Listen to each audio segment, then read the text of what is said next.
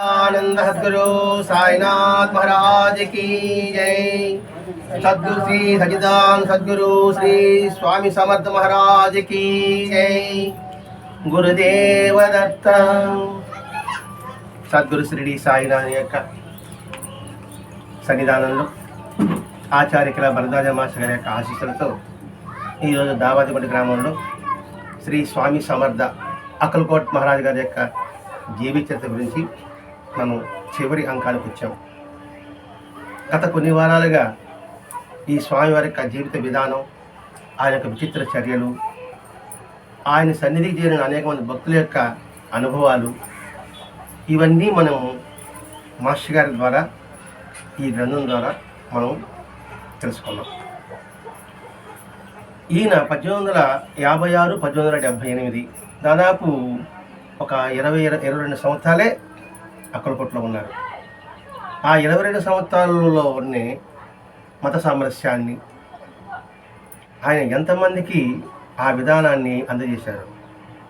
అంటే ఏంటి, అన్ని మతాల సారం ఒకటే, అన్ని జాతులు ఒకటి, అన్ని కులాలు ఒకటి, అన్ని వర్గాలు ఒకటి. గత వారం కూడా వివరించుకున్నాం. అటువంటి అంటే వర్గ లింగ జాతి భేదం ఉన్న వారిని దరిచేరనీయలేదు బాబా స్వామి సమర్థ. అటువంటి మహాత్ముడి యొక్క జీవిత చరిత్రలో ఈరోజు స్వామి నిర్యాణం అంటే తన అవతార కార్యం పరిసమాప్తి చేయదలుచుకున్నారు. ఎందుకంటే భగవంతుడు నిర్దేశిస్తాడు, ఇంత టైంలో, ఈ కాలంలో, ఈ ప్రదేశంలో మీరు అక్కడున్న వారిని సన్మార్గంలో ఉంచాలి, అక్కడి నుంచి ఇంకొక గ్రామానికి. అట్లాగే ఈ దత్తావతారాలు అంతా కూడా శ్రీపాద వల్లభుడిగా, నృసింహ సరస్వతిగా, మాణికప్రభువుగా, 4వ అవతారం స్వామి సమర్థగా, 5వ అవతారం షిరిడి సాయినాథుడిగా. తమ శరీరం ఉన్నంత వరకు ఆ శరీరాన్ని ఆశ్రయించిన ప్రతి ఒక్క భక్తుని కూడా ఉన్నత స్థాయి తీసుకువెళ్ళడానికే వాళ్ళు అవతరణ జరిగింది. ఇక్కడ ఈ స్వామి నిర్యాణంలో అధ్యాయంలో ఈయనకు అత్యంత సన్నిహితమైన భక్తుడు ఎవడు? చోళప్ప అని తెలుసుకున్నాం. ఆ చోళప్ప ఇంట్లో ఎక్కువగా ఉండేవారు స్వామివారు. అది పురాతన సుకృతమే. ఒకరింట్లో ఎక్కువసేపు ఉన్నారు వాళ్ళంటే అది గతంలో పూర్వపుణ్యమే. ఉన్నప్పటికీ కొంతకాలం ఈయన రాజభవన్లో ఉన్నప్పటికీ కూడా ఈ చోళప్పకు ఒక కోరిక ఉంది, స్వామి సమాధి మా ఇంట్లోనే జరగాలని. అంటే స్వామికి ఎక్కడికి వెళ్ళకూడదు, అది మా ఇంట్లోనే ఉండాలని ఒక చిన్న ఆలోచన వచ్చింది. అందుకోసం ఏం చేశాడంటే ఆయన సమాధి మన ఇంట్లో ఉండాలని ఒక చోట గుట్టతో పెట్టేశాడు. వాళ్ళ ఇంట్లోనే గుట్టతో పెట్టాడు. తర్వాతనే స్వామి వచ్చి అదేంటి అడిగాడు. ఎట్లా చెప్తాడా, మీకోసం గుంటానే, నీకోసం పెట్టి చెప్తాడా? మౌనంగా ఉన్నాడు. అన్నాడు, నేనే ముందు నేను పెడతా. అంటే వాళ్ళకి తెలియదు ఏమవుతుంది, నేనే పెడతాను, నేనంత త్వరగా పోను. అంటే త్వరగా పోను అంటే ఏమిటి, ఇంకా తను చేయవలసిన కార్యాలు ఇంకా మిగిలి ఉన్నాయి. కాబట్టి నువ్వు అనుకున్న రీతిగా నీకంటే ముందు నేను పోను, ఈసారి వదిలిపెట్టను. దాని ప్రకారం నేను చోళపు ముందుగానే చనిపోవడం మనం గత వారం వివరించుకున్నాం. ఆ చోళపు చనిపోయినప్పుడు అయ్యో నాలో ఒక అవయవం పోయిందని బాధపడ్డాడు మన అక్కలకోట స్వామి. ఆయన చనిపోవడం జరిగింది. చాలా కాలానికి స్వామి ఒకరోజు బాలప్ప అతన్ని పిలిచి ఒక మాట అన్నాడు. మేము చాలా దూరం ప్రయాణం చేయబోతున్నాం అబ్బాయి, మేము చాలా దూరం ప్రయాణం చేయబోతున్నాం, నువ్వు నా కింద పనిచేస్తావా? ఏమిటి దీని అర్థం? నేను చాలా ప్రయాణం వెళ్ళిపోతున్నా, నువ్వు నా కింద పనిచేస్తావా? దానికి బాలప్ప ఏమన్నా నమస్కారం పెట్టాడు. ఏమిటి దీంట్లో అంటే అర్థం మనం మన భావనలో చూసుకుంటున్నాం. నేను చాలా దూరం ప్రయాణం చేయబోతున్నాను, దానికి ఆ దూరానికి అంతం లేదు. ఇది దూరం అని చెప్పలేదు. చాలా దూరం అంటే ఈ విశ్వమంతా వ్యాపించుంటాడంటే. ఇప్పుడు వామన అవతారంలో నా 3 అడుగులు స్థలం కావాలన్నాడు వామన అవతారం విష్ణు. ఒక అడుగు భూమి అంతా ఆక్రమించేసింది, ఒక అడుగు ఆకాశం అంతా ఆక్రమించేసింది. అంటే ఆకాశం కొలత, భూమి కొలత మనము వీలేం. అలాగే నా ప్రయాణం ఈ విశ్వమంతా వ్యాపించుంటుంది. వ్యాపించున్నప్పుడు నువ్వు నా కింద పనిచేస్తావా అంటే ఏంటి? నేను ఏ ధర్మాన్ని అయితే చేశాను, ఏ ప్రచారం అయితే చేశాను, ఆ ప్రచారాన్ని నువ్వు చేస్తావా? ఇప్పుడు నా కింద పనిచేస్తామండి యజమాని అనుకోండి. యజమాని ఊరికి పోతే ఏం చేయాలి? ఒకరు యజమాని షాపులో ఎలా ఉంటాడో, ఏ చేస్తాడో ఆ పని యజమాని చేయాలి. ఆ షాపు కావచ్చు, పొలం కావచ్చు, ఏదైనా కావచ్చు కాక. అంటే దాని కింద పనిచేయడం అంటే తను వదిలిపెట్టిన పనిని నువ్వు పూర్తి చేస్తావా అని భావం ఉండవచ్చు. నా కింద పని చేస్తావు అన్నప్పుడు ఏమిటి? నా కింద పని చేస్తానంటే నేను ఏ పని చేసి వదిలిపెట్టానో ఆ పని నువ్వు పూర్తి చేయాలి. దానికి నేను సమాధానం చెప్పాడు, ఏం మాట్లాడినా నమస్కారం పెట్టాడు. అంటే అర్థం ఏంటి? అదే మనం చూసుకుంటాం. నమస్కారం పెట్టాడు అంటే ఏమిటి? త్రికరణ శుద్ధిగా నేను దాన్ని చేస్తాను. 5 జ్ఞానేంద్రియాలతో, 5 కర్మేంద్రియాలతో, బుద్ధితో సంపూర్ణంగా నేను ఆ పని చేస్తాను అనే మాటలు చెప్పాలి.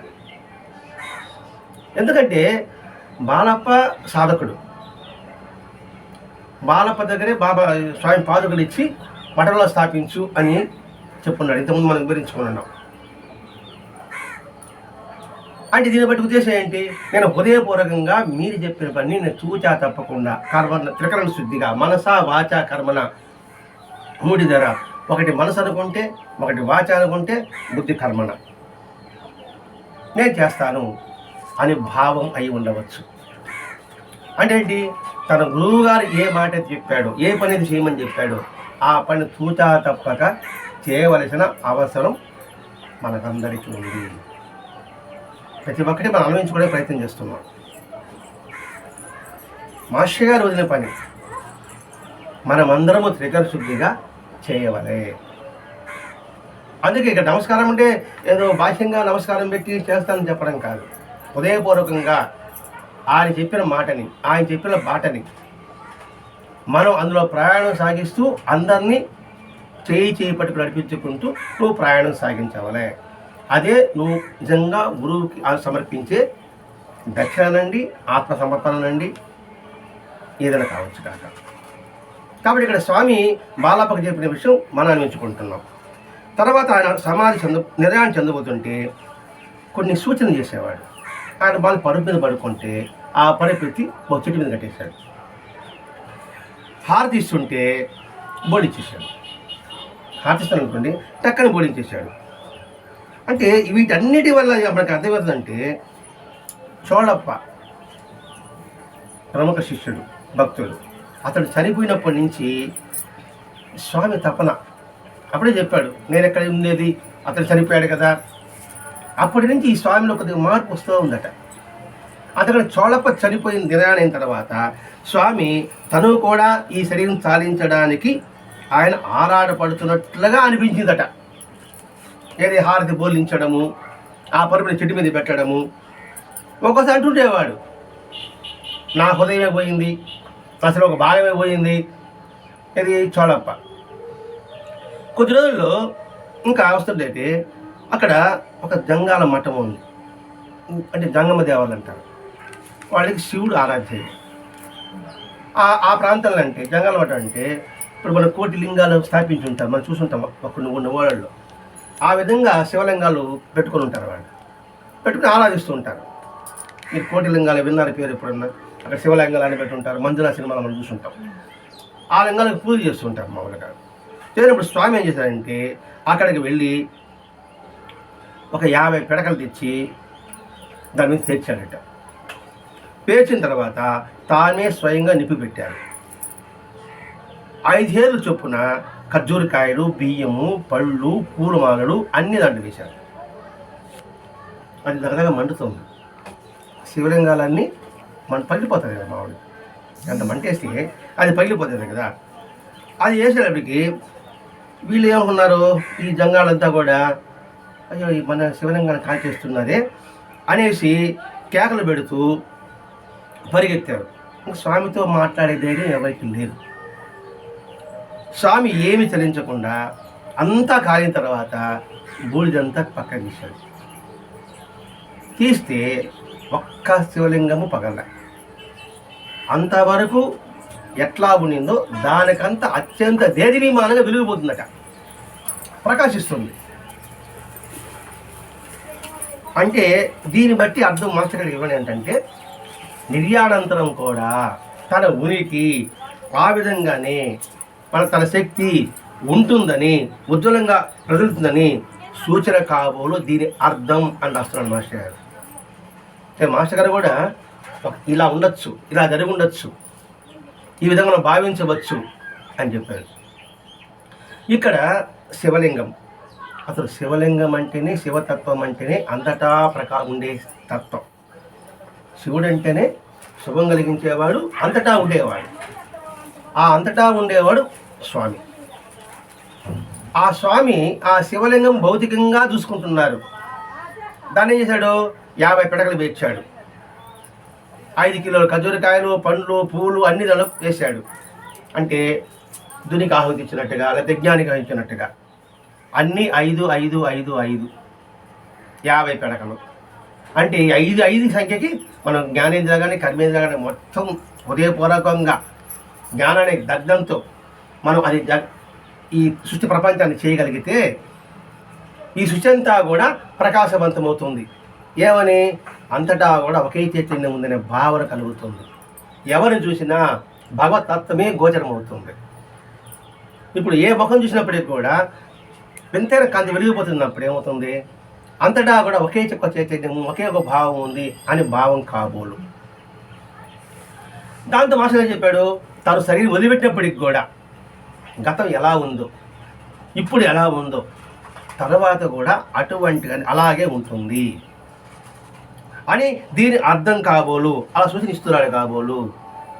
కాల్ చేసిన తర్వాత శివలింగాలు ప్రకాశవంతం ఉందంటే ఈ శరీరాన్ని కాల్చడమో లేదా పూడ్చడమో జరిగిన తర్వాత కూడా ఆ విధంగానే ప్రకాశవంతంగా ఉంటుందని భావం కాబోలు.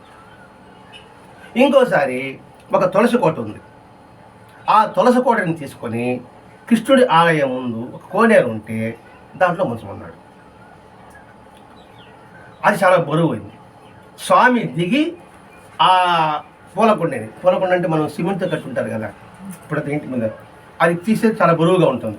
మా చిన్న చిన్న తొట్టులో పెట్టుకునేది కాకుండా రాతి కుండి అన్నాడు ఇక్కడ, అందుకని సిమెంట్తో కట్టబడేదని మనం భావించాలి. ఇప్పుడు మామూలు మట్టి కుండి అంటే మామూలుగా కుండలు ఉంటుంది, కుండీలు ఉంటాయి. రాతి కుండి అంటే ఏంటి? సిమెంట్ కట్టినట్టువే. ఆయన తీసి కొలంలో పారేయగానే స్వామి అంటున్నాడు, అది గట్టిగా అది దిగగా బుడబడ శబ్దం వస్తుంది కదా, వస్తేనే భం భం భం అని శబ్దం చేయమన్నాడు. ఆ భం భం అనేది శంఖం వదిలాండ్ లాంటిది, అంటే అది అశుభం.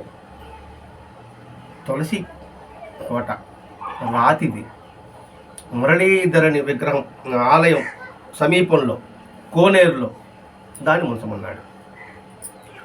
తులసి కోట లాంటి వాడు మహాత్ములు. తులసి ఎప్పుడూ కూడా అందులో పూలు కానీ, పండ్లు కానీ, కాయలు కానీ పెద్దగా మనకేం కనిపించవు. మహాత్ముల్లో కూడా వారి యొక్క దివ్యత్వం కూడా కంటికి కనిపించదు, హృదయానికి గోచరమవుతుంది చూడగలిగితే. అటువంటిది ఇక ఉన్నది కాబోలు అని దాన్ని ముంచడము, లేకపోతే పవిత్రమైంది ఆ మురళీధర విగ్రహంలో కొలంలో ఉంచడము, మీకు అది కంటికి కనిపించదని చెప్పడము. ఏది? ఈ దేహం అనేది, తులసి కోట లాంటి ఈ మహాత్ముల యొక్క దేహం అనేది ఇక మీకు కనిపించదేమో అనే భావం అయి ఉండవచ్చు అని ఇది భావన మాత్రమే. ఆ తర్వాత స్వామి ఒక భక్తుడి, బావడేకర భక్తుని పిలిచి, ఆయన స్వామి దగ్గర చిన్న చిన్న బొమ్మలు, ఆట వస్తువులు అంటూ ఉంటుందండి. అక్కడ పిచ్చి పెద్దగా రాళ్ళు కట్టుకుంటూ ఉంటాడు. ఆ బొమ్మలన్నీ ఆ బావడేకరికి చేసి వెళ్ళిపోమన్నాడు. ఎందుకంటే ఆ బావడేకర్ అనే భక్తుడు ఉంటే స్వామి నిర్యాణం చూచి తట్టుకోలేడు కాబోలు, అందుకని అతను పంపించేశాడు. అంటే తను సరివది పెట్టుకుంటే భరించలేడేమో. అంటే ఆయన తెలియదు ఏమండి, ఎవడు ఎత్తే దాని సన్నిధిగా ఉంటాడు, ఎటువంటి భావాలు కలిగి ఉంటాడు, తట్టుకునేవాడు ఉంటాడు, తట్టుకులేనివాడు ఉంటాడు. ఇప్పుడు బాబా కూడా కొంతమందినేమో బయట ఊళ్ళో పంపించేస్తాడు. కొంతమంది ఏమో భోజనం రమ్మంటాడు, కొంతమందే ఉంటారు అక్కడ. అలా అతను పంపించేశాడు. అక్కడ కూడా భాషగా చెప్తున్నాడు, అలా భరించలేడని అతనిని పంపివేసాడని వారి భావం కావచ్చు. మనం అప్పుడు ఈ పదాలు వాడుతూ ఉంటాం, ఏదో కావాలనే వాడతారు అని అనుకుంటూ ఉంటారు. మామూలుగా కావాలనే ఉండదు, మనకు అది వాస్తవము అంటే ఇది వాస్తవము అని చెప్పాలి. ఈ భావం అయి ఉండవచ్చు, కాకపోవచ్చు, మీరు తీసుకోవచ్చు. ఇప్పుడు ఈ భావం సందేశమైన భావం కావచ్చు అని చెప్పాడు, మాస్టర్ గారు చెప్పారు. మీరు తీసుకుంటారు, కొందరు అబ్బా ఇదేదో కల్పితం అనవచ్చు, నష్టం లేదు. నా భావం ఇది, మీ భావం ఎటుంటుంది ఏమో తెలియదు. ఇప్పుడు గోడ మీద ఇంక తెలియతే ఒకడు ఒక భావం కనబడుతుంది కదండి. అట్లాగే ఒక వ్యక్తి అనుకోండి, ఆ వ్యక్తి అందరికి ఒకే భావంతో ఉంటాడా? చూడగలుగుతారా? ఆ వ్యక్తికి ఒకరిని చూస్తే ఒకరికొక భావం కనబడతాడు, అయ్యా తన సున్నితమైన స్వభావుడు అనిపిస్తాడు. మరి ఎవడని అతను కోపిస్తాండి అంటాడు. ఇంకోటి మళ్ళీ మూర్ఖుడండి అని అంటాడు. ఎందుకంటే చెప్పిన మాట వినడు, వాడు చెప్పింది చేస్తాడని అంటాడు. వాడు చెప్పిన పని చేయకపోతే వాడు కోపం వస్తాడు. వాడు అంటాడు, నేను పని చేయలేను కూడా అని మళ్ళీ కోపిస్తాండి, కాస్త ఆలస్యం అయితే అని అంటాడు.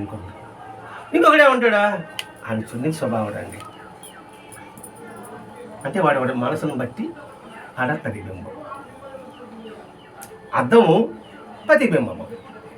నీ ఎలా ఉంటావో అలా కనబడుతుంది, అర్థంలో వేరే కనబడుతుందా? వేరే అవకాశం ఉండదు. నువ్వు ఎలా ఉన్నావో అలాగే అర్థం కనబడుతుంది, అర్థంలో మన ముఖం కనబడుతుంది. అలా మనం ఇక్కడ భావించాలి. తర్వాత సరిగ్గా 8 రోజుల ముందర, స్వామి శరీరం వదిలిపెట్టి 8 రోజుల ముందర భక్తులందరినీ కూర్చోబెట్టుకొని శివహర శంకర శివామి శంకర శివ శంకర శంభు అని భజన చేయించారు. గిరిజాపతి భవాని శంకర శివ శంకర శంభు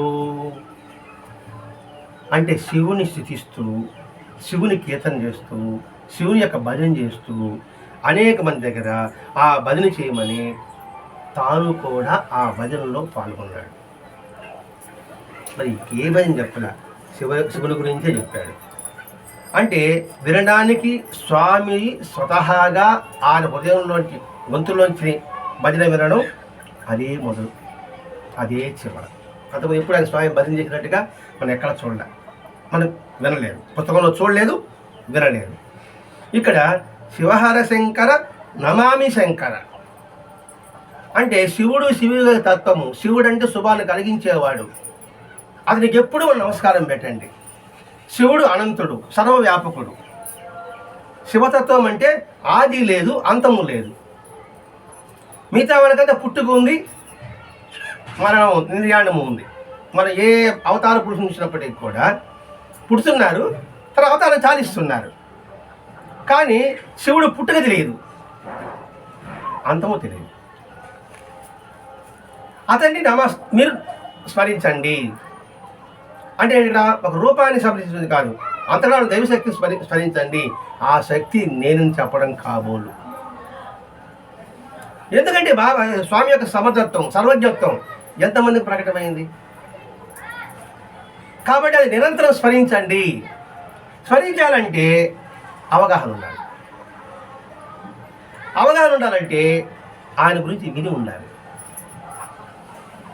విని ఉంటే తప్ప అవగాహన రాదు, అవగాహన ఉంటే తప్ప స్మరించలేము. కాబట్టి భగవంతుడి మీద నువ్వు అవగాహన కలిగి ఉంటే నువ్వు స్మరించగలవు. కాబట్టి ఆ శివుని తత్వాన్ని నిరంతరము నమస్కారంతో స్మరిస్తూ ఉండు అని చెప్పడం భావం కాబోలు.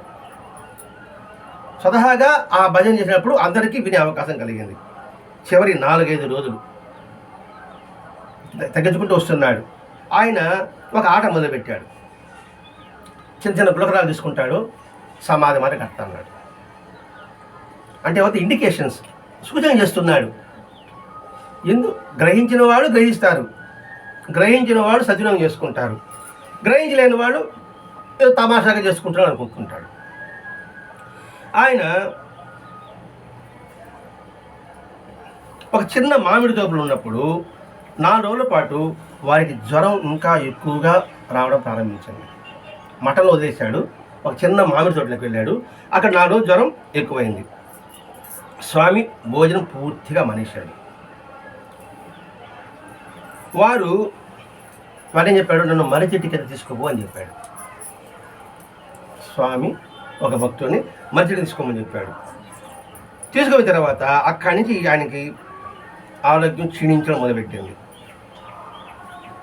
కానీ స్వామి నిత్య కార్యక్రమాలన్నీ చేస్తున్నాడు. స్నానం చేయడం, తిరగడము, ఇవన్నీ చేసుకుంటూ వస్తున్నాడు. అత్యవసరమయ్యేది తప్ప ఎవరిని తన దగ్గరికి రానివ్వడం లేదు. అంటే సేవ చేస్తూ వాళ్ళు ఎక్కువ బాధపడతారేమో, నేను ఇంతకాలం సేవ చేస్తున్నాను కదా, నా చేతిలోనే ప్రాణం పోయింది కదా అనే బాధ వాళ్ళకి కలగవచ్చేమో అని ఈయన రానివ్వడం లేదు. ఎవరికి స్వామిని ఆహారం తీసుకోమని చెప్పడానికి ఎవరికి ధైర్యం కూడా చాలలేదు. ఇతడు జ్వరంగా ఉంది, వణుకుతుంటాడు, ముఖమంతా విధంగా ఉంటుంది. ఆహారం తీసుకొని చెప్పడానికి ధైర్యం చాలలేదు. అంటే ఎలా ఆ స్థితిలో ఉన్న వ్యక్తిని చూస్తే మనకి అర్థం. మన ఇంట్లో అటు ఉన్న వ్యక్తిని అనుకోండి, మనకి కొంచెం భయంగా ఉంటుంది కదా, పెడితే ఏమవుతుందేమో, తింటే ఏమవుతుందేమో, తినకుండా కాస్త చూస్తుండొచ్చేమో, ఇట్లాంటి మన ఆలోచనలు మనకు వస్తాయి కదండి. వాళ్ళు కూడా అలా కలిగింది. అందుకని అడగడానికి ధైర్యం చాలే. సరే, ఒక భక్తురాలు వెళ్తే ఒక చెంచాడు నీళ్లు మాత్రం తాగాడు. వెంటనే ఆమె అడిగింది, మీరు ఎప్పుడు మీకు ఆరోగ్యం అవుతుంది, మీరు ఎప్పుడు ఆరోగ్యవంతులు? వెంటనే స్వామి అన్నాడు, ఆరోగ్యం చేకూరడం అనే మాట తలపెట్టవద్దు. ఇక మేము మా స్థానానికి వెళ్ళాలి.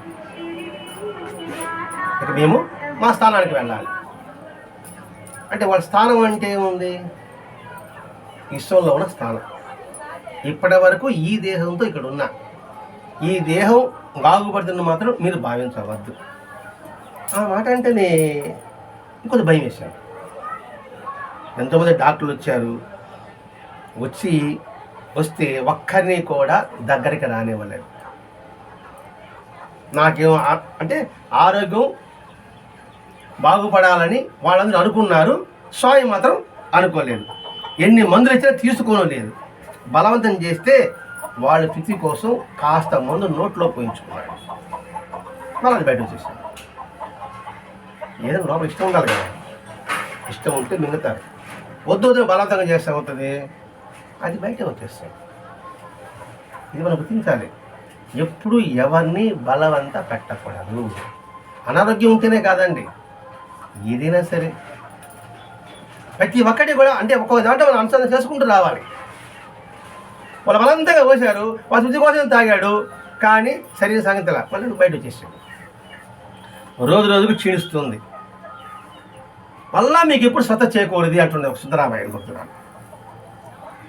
అంటే నిర్ణయం వాళ్ళదేనండి. మహాత్ముని యొక్క వాళ్ళ శరీరం వదిలిపెట్టుకుంటే ఇంకా దాన్ని ఎవరు ఆపలేరు. అది వాళ్ళకి తెలుసు, తన శరీరం ఇప్పుడు వదిలిపెట్టాలని ఉద్దేశం.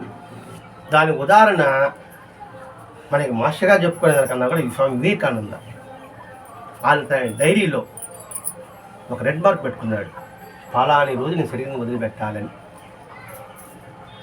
కరెక్ట్గా అదే రోజు ఆ నిమిషాలతో సహా శరీరం వదిలిపెట్టేశాడు. ఒక తేదీ మార్పు లేదు, టైం మార్పు లేదు. అట్లాగే ఈ మహాత్ములంతా కూడా మీకు ఎప్పుడు స్వస్థ చేకూరుతుంది అన్నప్పుడు ఈయన అంటాడు, నన్ను మళ్ళీ చాలా పర్వతాలు పిలిచినప్పుడు. ఏమర్థమవుతుంది? మళ్ళీ చాలా పర్వతాలు పిలిచినప్పుడు అంటే అదే పిలిచిందే. ఇది పిచ్చి మాట. సరే, ఇంకా పోయేవాడు కదా, ఏదో కలవరిస్తున్నాడులే. మళ్ళీ చాలా పర్వతాలు పిలిచినప్పుడు అంటే ఇక్కడ పర్వతాలతో ఎందుకు పోల్చాడు అంటే, ధ్యానంలో నిశ్చలమైన స్థితిలో ఉన్నవాళ్ళు, మహాత్ములందరూ, సాధకులందరూ ధర్మ సంరక్షణార్థం పిలిచినప్పుడు నేను వస్తాను అని దీని భావం. ఇప్పుడు దుష్ట శిక్షణ, శిష్ట రక్షణ అని పదం విన్నాం. దుష్టులను శిక్షించడానికి, శిష్టులను రక్షించడానికి. శిష్యులు అంటే ఎవరు? భక్తులు. వాళ్ళ ఆపదలు రక్షించడానికి వాళ్ళు అవతరిస్తారు. ఆ భక్తులు ఎటువంటి వాళ్ళు ఉండాలి? ధ్యానంలో స్థిరంగా పర్వతాల్లాగా ఉండగలగాలి. వాళ్ళని అధర్మం నశించినప్పుడు ఈ ధర్మం ఆకర్షిస్తుంది. ఆ భక్తులు ఆకర్షించినప్పుడు భగవంతుడు కాపాడు మమ్మల్ని అంటున్నప్పుడు భగవంతుడు అవతరిస్తాడు. అవతారాలు అవే కదా. ప్రతి ఒక్క అవతారం చూసుకోండి. మత్స్య అవతారం వదులుకొని భక్తులందరూ ఆవేదనతో పిలిచినప్పుడే అవతరించారు. అది మత్స్యావతారం అంటారా, వరాహావతారం అంటారా, కూర్మ అవతారం అంటారా, నరసింహ అవతారం అంటారా, రామావతారం అంటారా, కృష్ణావతారం అంటారా? ఈ అవతారాన్ని చూడండి, ఆర్తుల యొక్క పిలుపుకి వచ్చారు. అదే భరద్వాజ మహర్షి గారు నైమిషారానికి వెళ్ళినప్పుడు, అఖండానంద సరస్వతి దగ్గరికి వెళ్ళినప్పుడు ఈ ప్రశ్న వేస్తాడు. చెప్పాడు భగవత్ అవతరిస్తారని చెప్పారు కదా, మరి సమాజం అంతా ఇలా ఉంది కదా, ఇప్పుడు అవతరించవచ్చు కదా అనుకున్నప్పుడు ఆయన ఒక మాట చెప్తాడు. వస్తాడండి, శిష్యులు రక్షించడానికి వస్తాడు. శిష్యులు అంటే ఎవరు? సాధకులనండి, భక్తులనండి. అటువంటి వారు ఎవరు లేరు ఇప్పుడు. అర్థమైతే లేదు. అందుకని రాలే అంటే ఉండేవాళ్ళది ఎవరు? మనము దుష్టులమే. ఇంకా దుష్టుగా ఎవడదే? ఈ దుష్టుల్లో ఎవడైనా భక్తులు ఉంటే ఈ దుష్టులు వాడిని ఇబ్బంది పెడితే అప్పుడు వస్తాడు అని సమాధానం మనం గుర్తు చేసుకోవాలి. మనసు ఏది సమాజం ఇలా ఉందంటే అలాగని నువ్వు ఉండవు. వీడ కాదని ఒప్పుకుందామా? కాదని ఒప్పుకోలేవు, తప్పుకోలేవు. ఎందుకంటే సమాజం చెడిపోయింది అంటా ఉంటాడంట. మాస్టర్ గారు అన్నాడు, సమాజంలో నువ్వు ఒకటిరా, సమాజం సపరేట్గా ఉంది, నువ్వేమన్నా అర్థమైంది. దావత్ రోజు చెడిపోయి నేను అంటాను. నేను దావత్ సరిగా ఉన్నాను, ఏమన్నా దావుడు ఏమన్నాను కదా అని నేను చెడిపోయినట్టే కదా. కాబట్టి నువ్వు ముందు బాగా చూసుకో. అప్పుడు 100 అనుకోండి, సమాజంలో ఒకటి తగ్గాడు కదా అని మాస్టర్ గారు చెప్పేవాడు. అది అంతటి అర్థం ఉండొచ్చు.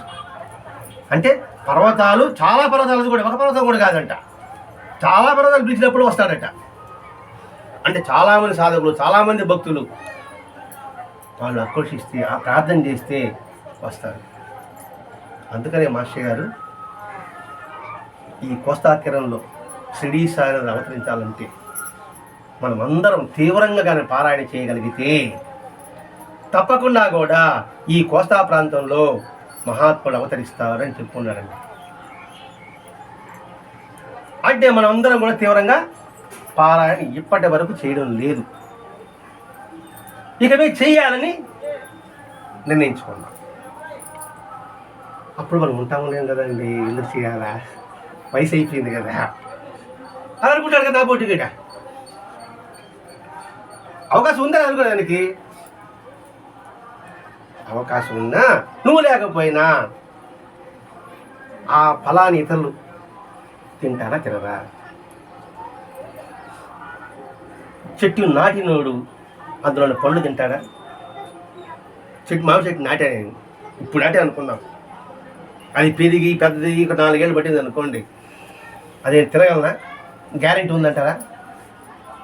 కానీ ఆ చెట్టు పండు తినేవాడు, బా ఎవడేసాడండి ఈ చెట్టు, భలే ఉందండి పండు. అంటే నువ్వు చేసిన కర్మ ఫలితాల పుణ్యం అక్కడ పనిచేసిందా లేదా?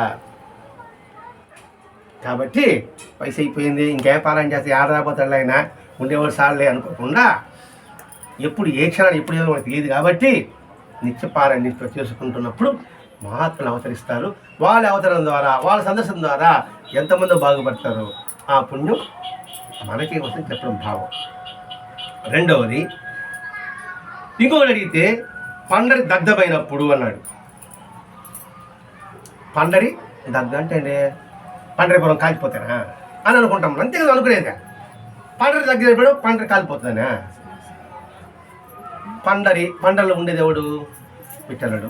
విఠలుడు అంటే ఎవడు? మహావిష్ణువు. మహావిష్ణువు అంటే ఎవడు? అనంతుడు. ఆ మహావిష్ణువే రాముడుగా ధర్మం అవతరించాడు. రాముడు అంటే ఎవరు? ధర్మము. ఆ ధర్మం పూర్తిగా నశించినప్పుడు నేను వస్తాను. ఒక్కోదానికి లింక్ అండి. ధర్మం నశించినప్పుడు దాన్ని కాపాడే నేను వస్తా. ఇప్పుడు బాబా అవతారం ఏంటి? ఎందుకు బాబా ఈ వర్షం ఈ అవతారంలో వచ్చాడు అంటే ఏంటి? మత సామరస్యం లేదు, మత కలహాలు, తక్కువ ఎక్కువ అనే భేదభావం, కులము జాతి, అటువంటి పరిస్థితుల్లో బ్రిటిష్ వారు పరిపాలిస్తున్నారు. అటువంటి అవసరంలో ఆయన అవసరం కలిగింది కాబట్టి షిరిడి సాయినాథుడు 1856 మధ్యలో 54-56 మధ్యలో అవతరించాడు. దాని బాబా స్వామి చెప్పున్నాడు, నా అవతారం షిరిడిలో దొరుకుతుందని చెప్పేసి ఒక భక్తుడికి చెప్పాడా లేదా? అక్కడికోసం మహారాజ్ భక్తుడికి మన బాబా చేతులు వస్తుంది సకల సాధు స్వరూప అధ్యాయంలో. అక్కడికోసం భక్తుడు స్వామి మీ నిజాన్ని చెప్తే మా గతి ఏమిటి అన్నప్పుడు షిరిడికి పోతే నా అవతారం అక్కడ ఉంటుందని చెప్పాడు. ఈ భక్తుడు షిరిడికి వెళ్ళగానే అక్కడికోసం దర్శనమిస్తాడు. అంటే వాడు బాహ్యంగా సరి వదిలిపెట్టవచ్చు కాక ఆంతరికంగా అందరు మహాత్మతత్వం వాళ్ళు ఉంటారు. ముందేం చెప్పుకున్నాము, చాలా పర్వతాలు పిలిచినప్పుడు నేను అవతరిస్తానని చెప్పాడు. రెండవది ధర్మం పండ్రి దగ్ధమైనప్పుడు అన్నాడు. స్వామి తమ పితిపెద్ద ఒక శురకాన్ని పిలుచుకొచ్చి శుభ్రంగా క్షౌరం చేసుకున్నారు, స్నానం చేయించారు, హారతి ఇచ్చారు. కొద్ది రోజులుగా భోజనం చేయడానికి చేయనప్పటికీ ఆయన ఎంతో సంతోషంగా కనిపిస్తున్నారు. స్నానం ఫ్రెష్ అయిపోయాడు. ఫ్రెష్ అయిన మొహం ఎలా ఉందంటే ఏదో పీల్చుకున్నట్టుగా ఏమి లే, ప్రశాంతంగా ఆరోగ్యవంతంగా కనబడుతుంది. దాన్ని చావు తిరిగి అంటారు. ఇది అర్థం కాబట్టి చెప్తున్నానండి. దే మారిపోయాడు బ్రహ్మాండం వెలుగుతుంది అంటారు కదా, అంటే అర్థం కావడం చెప్తున్నా. అంటే దేని మళ్ళీ వెలిగిపోతే మొహం ఉన్నాడు కదా, అందుకోసం స్వామి నిర్యాణ ఆశ్రమాన్ని భక్తులను గ్రహించారు. మా కర్తవ్యం ఏంటి, మేము ఇంకేం చేయాలి అని ప్రశ్నించారు. అక్కడున్న భక్తులంతా కూడా వెళ్ళి మర్రి చెట్టు మొదల్లో తవ్వండి. నన్ను ఏం చేయమంటారంటే వెళ్ళి మర్రి చెట్టు మొదల్లో తవ్వండి అంటే దానికి మాట చెప్తాడు, తపస్సు చేయమని అర్థం కావోలు. మర్రి చెట్టు మొదల్లో లోతుగా తవ్వు అంటే సాధనలో నువ్వు గాఢంగా నువ్వు లోపలికి వెళ్ళు. గణపతి అనే ఒక భక్తుడితో అంటున్నాడు, మేమేం చేయాలని అడిగాడు. నువ్వు ఆలయంలో ఉండు. ఆలయంలో ఉండంటే అర్థం ఏంటి? నువ్వు దైవ కార్యాన్ని ఎప్పుడు నిర్వహిస్తూ ఉండు. ప్రతి ఒక్క దానికి ఒక అర్థం ఉంటుందండి. ఆ అర్థాన్ని మాస్టర్ గారు మనకి వివరిస్తున్నాడు. నువ్వు ఆలయంలో ఉండంటే భగవంతుని కార్యాలు. ఆలయం అంటే ఒక ఆలయంలోనే కాని ఉద్దేశం కాదు, అలానే ఆలయం అని చెప్పలేదు. నువ్వు పలా ఆలయంలో ఉండు అన్నాడు. అంటే నిరంతరము దైవ కార్యాన్ని నిర్వహిస్తూ ఉండు. దైవ కార్యం అంటే ఆలయానికి సున్నం కొట్టి చెమ్మడం, నైవేద్యం పెట్టడం, ముగ్గులు వేయడం, అదే కదా మనం అనుకుంటాం. మన పరిణితి అదే. ఆలయంలో ఉండు, దైవ కార్యాన్ని కొనసాగే వారి భావము అన్నాడు. మనం అదే అనిపిస్తుంది కదా, ఓహో గుడి దగ్గర మనం సేవ చేసుకోవాలి కాబోలు. దైవ కార్యము, దైవ్ అంటే జ్ఞానము, ధ్యానం కలిగిన జ్ఞానం మార్గము. ఆ జ్ఞాన మార్గంలో ఏముంటుంది? ఆ జ్ఞానం అందరిలో ఉంటుంది, దైవం అందరిలో ఉంటుంది. భగవంతుడు ఆ యొక్క కార్యం ఏంటి? అందరినీ సమభావంతో చూడడము, సమతుల్యం కలిగి ఉండడము. ఆ పని నుంచి ఒక మాట చెప్పాలంటే సర్వేజన సుఖినోభవంతుని దాంట్లో నువ్వు ఉండు. లోక సంస్థ సుఖినోభవంతు దాంట్లో ఉంది. అందరూ బాగుండాలి, అందులో నేను ఉండాలనే కార్యం నిర్వర్తించు. నువ్వు చేసే ప్రతి పనిలో కూడా భగవంతుడు నన్ను నువ్వు భావించు. ఇప్పుడు మనం ఉదయ పదం, నేను చేయు కార్యములన్నీ నీ సేవలేగుగాక, దైవ కార్యం. నేను చేయు పనులన్నీ నీ సేవలేగుగాక, దైవ కార్యం. మనం ఏ సేవ చేసినా ఆయన సేవ అనుకోవడం, అది దైవ కార్యం. నా ఆలోచనలు దైవ కార్యం, నా చూపు దైవ కార్యం. అది ఆలయంలో ఉండండి. ఇక్కడ ఆలయము అనే పదంలో కూడా దేహం అనేది భావం కూడా కావచ్చు. అంటే ఈ దేహంతోనే, ఆ దేహంతోనే నువ్వు దైవ కార్యాలు చెయ్యి అని చెప్పడం కూడా కావచ్చు.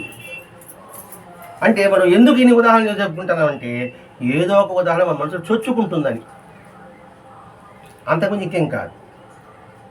అంటే ఒక్కొక్క ఉదాహరణ ద్వారా భగవంతునికి అసన్నిధంగా మనం వెళ్ళడానికి అవకాశం ఉంటుందని చెప్పుకోవడం ఇక్కడ. ఇంకొకటి అడిగాడు, మీ పూర్వీకులు నడిచిన బాటను నడవండి.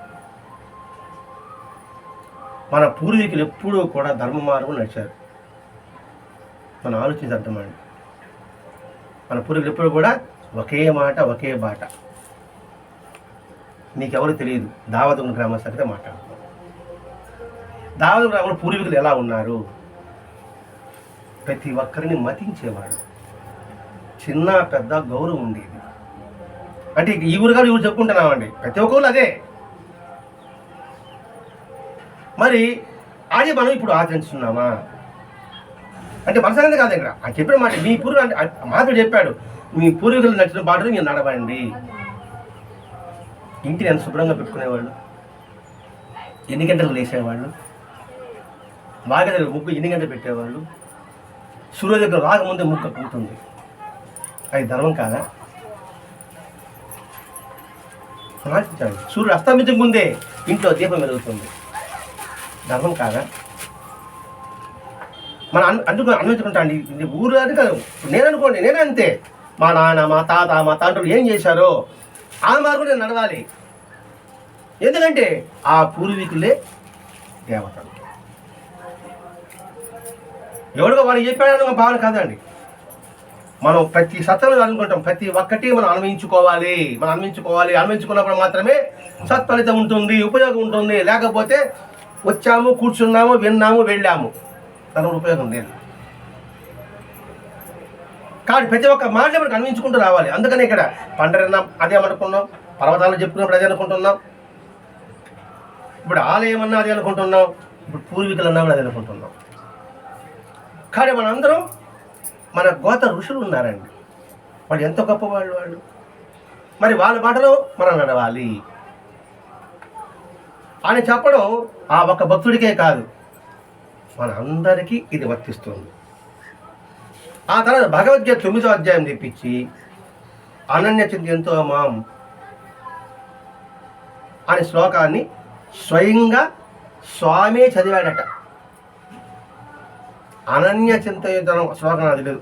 చివరికి వారి యోగక్షేమాన్ని చూస్తానని, అనన్యంగా ఎవరైతే చింతన చేస్తాడో వాళ్ళకి యోగక్షేమాన్ని నేను చూస్తాను అని కృష్ణ భగవాన్ చెప్పాడు.